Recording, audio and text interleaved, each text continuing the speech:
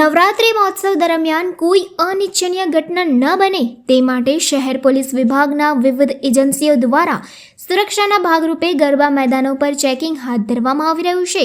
ઉત્સવપ્રિય નગરીમાં પ્રતિવર્ષની જેમ આ વર્ષે પણ નવરાત્રિ મહોત્સવની ધામધૂમપૂર્વક ઉજવણી કરવામાં આવી છે. વડોદરા શહેરના જુદા જુદા વિસ્તારોમાં જુદા જુદા ગરબા આયોજકો દ્વારા ગરબા મહોત્સવનું આયોજન કરવામાં આવ્યું છે.